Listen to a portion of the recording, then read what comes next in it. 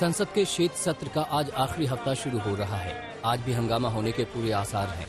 विपक्ष लखीमपुर कांड में गृह राज्य मंत्री अजय मिश्रा के इस्तीफे की मांग पर अड़ा है, जबकि सरकार को यह मंजूर नहीं है। कल अखिलेश यादव ने भी आरोप लगाया था कि सरकार अजय मिश्रा टेनी को बचा रही है। विपक्ष आज एक बार फिर इस मसले को उठा सकता है। लड़कियों की शादी की उम्र बढ़ाने से जुड़ा बिल आज संसद में पेश हो सकता है। बाल विवाह पर अंकुश लगाने के प्रयास के तहत केंद्र ने अब लड़कियों की शादी की उम्र 18 साल से बढ़ाकर 21 साल करने के प्रस्ताव पर मुहर लगा दी है। नए प्रस्ताव के मंजूर होने के बाद अब सरकार बाल विवाह निषेध कानून, स्पेशल मैरिज एक्ट और हिंदू मैरिज एक्ट में संशोधन करेगी।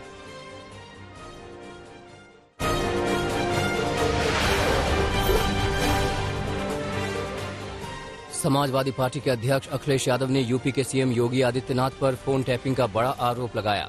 अखिलेश यादव ने कहा कि हमारे सभी फोन को टैप किया जा रहा है। मुख्यमंत्री योगी आदित्यनाथ खुद शाम को कुछ फोन कॉल सुनते हैं। मुख्यमंत्री के इशारे पर फोन टैपिंग हो रही है। अखिलेश यादव ने ये बड़ा आरोप करीबियों पर हुई आयकर विभाग की छापेमारी के बाद लगाया। शनिवार को आयकर विभाग ने यूपी के 4 जिलों में छापेमारी की थी। अखिलेश यादव ने आरोप लगाया था कि चुनाव में बीजेपी की हार के डर से इस तरह की कार्रवाई की जा रही है कि हमारे सभी फोनों को सुना जा रहा है। हमारे जितने भी फोन हैं समाजवादी पार्टी के कार्यालय के या हमारे संबंधी जितने लोग भी हैं उनके मोबाइल को सुना जा रहा है। यूपी के सीएम योगी आदित्यनाथ ने अखिलेश यादव के आरोपों का जवाब दिया। आज तक से बातचीत करते हुए योगी आदित्यनाथ ने कहा कि अखिलेश यादव के राज में ऐसे काम किए जाते रहे होंगे, इसलिए वो फोन टैपिंग की बात कर रहे होंगे। इसके साथ योगी आदित्यनाथ ने आयकर विभाग के छापों को रूटीन प्रक्रिया का हिस्सा बताया। उन्होंने सवाल किया कि क्या कांग्रेस के समय में इस तरह की कार्रवाई नहीं होती थी। योगी आदित्यनाथ ने कहा है कि 5 साल के शासन में संपत्ति 200 गुना बढ़ जाए तो क्या इस तरह की कार्रवाई नहीं होगी। आईटी के छापे एक रूटीन प्रक्रिया के हिस्से होते हैं। ऐसा तो पहली बार हुआ नहीं। क्या कांग्रेस के समय में नहीं हुआ था क्या? और एक 5 साल के कार्यकाल में संपत्ति 200 गुना ज्यादा बढ़ जाए, ये क्या है? बीजेपी ने यूपी के 6 जिलों से जन विश्वास यात्रा की शुरुआत की। मथुरा में सीएम योगी आदित्यनाथ ने जन विश्वास यात्रा को हरी झंडी दिखाई। इस दौरान सीएम योगी ने आज तक से कहा कि बीजेपी ने जो कहा वो करके दिखाया है। इसके साथ ही मथुरा से चुनाव लड़ने के सवाल पर सीएम योगी आदित्यनाथ ने कहा कि मथुरा से चुनाव लड़ने का मेरा कोई कार्यक्रम नहीं है, लेकिन पार्टी जहां से कहेगी वहां से चुनाव लड़ा जाएगा। मथुरा हमारा पावन धाम है। कि चुनाव लड़ने का मेरा यहां से कोई कार्यक्रम नहीं है। पार्टी जहां से मुझे कहेगी वहां से लड़ेंगे, लेकिन मथुरा मेरा पावन धाम है और अपने पावन धाम से यह सौभाग्य हमें प्राप्त हो। लखनऊ में आज कांग्रेस स्क्रीनिंग कमेटी की बैठक होगी। पार्टी महासचिव प्रियंका गांधी की अध्यक्षता में होने वाली इस बैठक में महिलाओं को 40% टिकट पर चर्चा होगी। बैठक में तमाम जिलों से आए आवेदनों पर चर्चा भी की जाएगी। इस बैठक में दीपेंद्र हुड्डा के साथ तमाम नेता शामिल होंगे। प्रियंका गांधी ने रायबरेली में महिलाओं के साथ शक्ति संवाद किया। इस दौरान प्रियंका ने रायबरेली की महिलाओं से कहा कि परिवर्तन लाना है तो एकजुट होना पड़ेगा। महिलाओं को समझना पड़ेगा कि कोई उन्हें राजनीति में गंभीरता से क्यों नहीं ले रहा है। इस पर सोचने की जरूरत है। प्रियंका ने कहा कि महिलाओं को अपनी ताकत पहचाननी पड़ेगी। हमें ये समझना पड़ेगा कि हम देश की आधी आबादी हैं, फिर भी हमें राजनीति में कोई गंभीरता से क्यों नहीं ले रहा है। अगर महिलाएं एक होकर वोट करेंगी तो ऐसी नौबत नहीं आएंगी।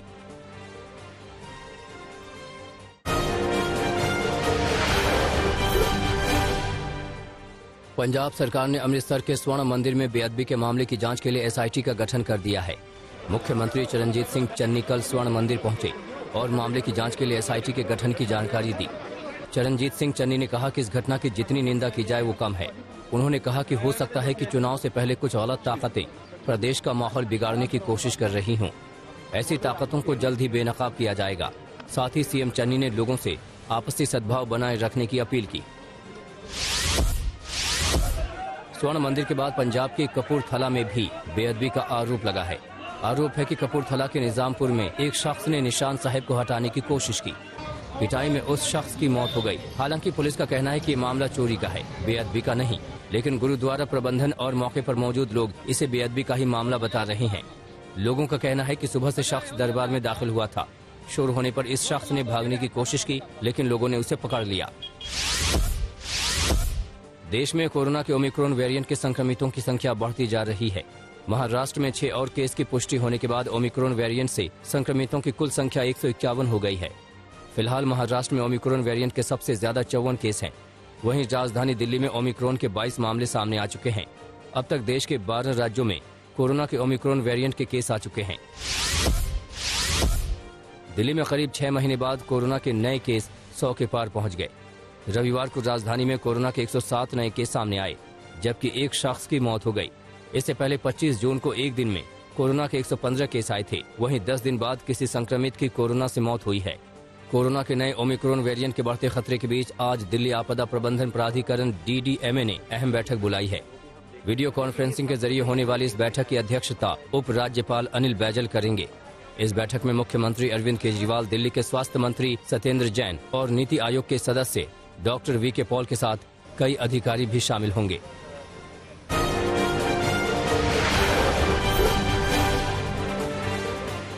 पहाड़ी इलाकों में हो रही बर्फबारी का असर मैदानी इलाकों में साफ तौर पर नजर आ रहा है। राजधानी दिल्ली में रविवार का दिन सबसे ठंडा दिन दर्ज किया गया। न्यूनतम तापमान 4.6 डिग्री पर पहुंच गया। आज भी सुबह से ठंडी हवाएं चल रही हैं। मौसम विभाग की माने तो अगले 2 दिनों तक तापमान और नीचे गिर सकता है। शीतलहर का प्रकोप जारी रहेगा। ऐसी कड़ाके की ठंड में लोग आग का सहारा लेकर रात काटते नजर आए। हिमाचल में भी कड़ाके की ठंड पड़ रही है। ठंड के कारण सोलन में पानी जमने लगा है। पारा -5 तक गिर गया है। धुंध के कारण विजिबिलिटी भी काफी कम हो चुकी है। ठंडी हवाओं ने परेशानी बढ़ा दी है। पहाड़ी से लेकर मैदानी इलाकों तक शीतलहर का सितम है। यमुनोत्री धाम में यमुना नदी के उद्गम स्थान में ही यमुना नदी जम गई है। ये पहली बार होगा जब बिना बारिश और बर्फबारी के यमुनोत्री धाम में अधिकतम तापमान -3 डिग्री और न्यूनतम तापमान -10 डिग्री तक पहुंच गया हो। यमुना का पानी भी पूरी तरह जमकर बर्फ का रूप ले चुका है। इस प्रचंड ठंड में हनुमान मंदिर के पुजारी, यमुनोत्री मंदिर समिति कर्मचारी और उत्तराखंड पुलिस के सिपाही समेत कुल 7 लोग यमुनोत्री में मौजूद हैं। लेह लद्दाख में भी ठंड कहर बरपा रही है।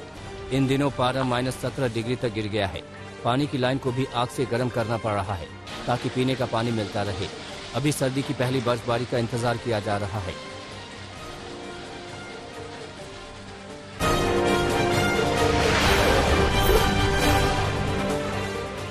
बिहार के आरा में क्रिकेट मैच के दौरान हिंसक झड़प हुई, जिसमें 2 लोगों को गोली मार दी गई। मामला जदशीपुर थाना क्षेत्र के हरी गांव का है। जानकारी के मुताबिक 2 गांव के बीच क्रिकेट मैच के दौरान मारपीट हो गई, जिसमें एक पक्ष के लोगों ने फायरिंग शुरू कर दी। इस गोलीकांड में 2 युवकों को गोली लगी है, जिन्हें अस्पताल में भर्ती कराया गया है। पुलिस मामले की जांच कर रही है। पुलिस की माने तो जांच के बाद उचित कार्रवाई की जाएगी। पंजाब के फजिल्का में बुरी तरह घायल महिला की अस्पताल में मौत हो गई। मामला थाना खोई खेड़ा का है। आरोपों के मुताबिक महिला को उसके पति ने बुरी तरह पीटा था और मायके में घर के बाहर फेंक कर चला गया था। महिला को अस्पताल में इलाज के लिए भर्ती किया गया था, मगर इलाज के दौरान महिला ने दम तोड़ दिया। पुलिस ने अभी इस मामले में कुछ भी नहीं कहा है। कानपुर पुलिस के हाथ बड़ी सफलता हाथ लगी है। यहां कानपुर पुलिस और क्राइम ब्रांच की टीम ने संयुक्त ऑपरेशन में अवैध तमंचा की फैक्ट्री का पर्दाफाश किया है। मामला महाराजपुर थाना का है। जानकारी के मुताबिक 15 बोर के 12 अवैध तमंचे और 12 बोर का तमंचा बनाने वाले उपकरण मिले हैं। पुलिस के मुताबिक एक आरोपी पकड़ा गया है, जो उन्नाव में अवैध तमंचे की फैक्ट्री खोलने जा रहा था। पुलिस के मुताबिक इन हथियारों का इस्तेमाल चुनाव के दौरान होना था। मध्य प्रदेश के जबलपुर में IFS अधिकारी के बेटे ने शराब पीकर जमकर तांडव किया। मामला रसल चौक का है। जानकारी के मुताबिक अधिकारी का बेटा चौराहे पर अपनी कार में शराब पी रहा था। तभी वहां पुलिसकर्मी आए और आरोपी को जाने के लिए कहा, मगर आरोपी ने पुलिसकर्मियों से झगड़ा शुरू कर दिया। आरोपों के मुताबिक अधिकारी के बेटे ने पुलिसकर्मियों से मारपीट की। पुलिस आगे की कार्रवाई कर रही है। मध्य प्रदेश के उज्जैन में एक युवक ने जहर खाकर खुदकुशी कर ली। खुदकुशी से पहले युवक ने अपना वीडियो बनाया और अपनी व्यथा कही। घर वालों के मुताबिक युवक जैसे ही घर आया उसकी तबीयत बिगड़ गई। घर वालों ने युवक को अस्पताल में भर्ती कराया, मगर युवक को बचाया नहीं जा सका। पुलिस अब इस बात की जांच कर रही है कि युवक ने खुदकुशी क्यों की।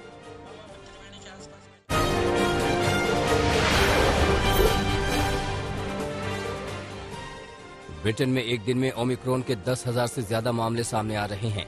ब्रिटेन में बेकाबू होते ओमिक्रॉन पर स्वास्थ्य मंत्री ने बयान दिया। ओमिक्रॉन संक्रमण को रोकने के लिए हर मुमकिन कोशिश हो रही है। क्रिसमस की छुट्टियों में कोरोना एहतियातों का पालन करने का निर्देश दिया। मलेशिया में मूसलाधार बारिश के बाद आई बाढ़ से लाखों लोग प्रभावित हुए हैं। तटीय इलाकों से 21,000 लोगों को निकाला गया। 11,000 लोग बेघर हुए। पुलिस, आर्मी और दमकल विभाग के कर्मचारी रेस्क्यू में जुटे हैं। फिलीपींस के बोहोल राज्य में आज तूफान से 49 लोगों की मौत हो गई। बाढ़ और तूफान में अब तक मरने वालों की संख्या 100 के पार पहुंच गई है। अभी भी 10 लोग लापता हैं और 13 घायल हैं। फिलीपींस के मध्य हिस्से में तूफान से भारी तबाही हुई है। तूफान से करीब 8 लाख लोग बुरी तरह प्रभावित हुए हैं।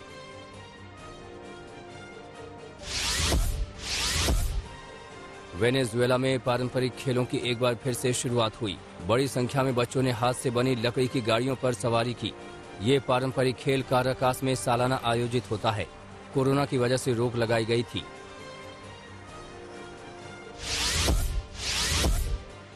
पेरिस के पोम्पिडो सेंटर सहित दुनिया की प्रसिद्ध इमारतों को डिजाइन करने वाले मशहूर ब्रिटिश वास्तुकार रिचर्ड रोजर्स का 88 साल की उम्र में निधन हो गया। उन्होंने न्यूयॉर्क में 3 वर्ल्ड ट्रेड सेंटर को भी डिजाइन किया था। रोजर्स को 2007 में आर्किटेक्चर के सबसे बड़े सम्मान प्रिट्जकर से सम्मानित किया गया था।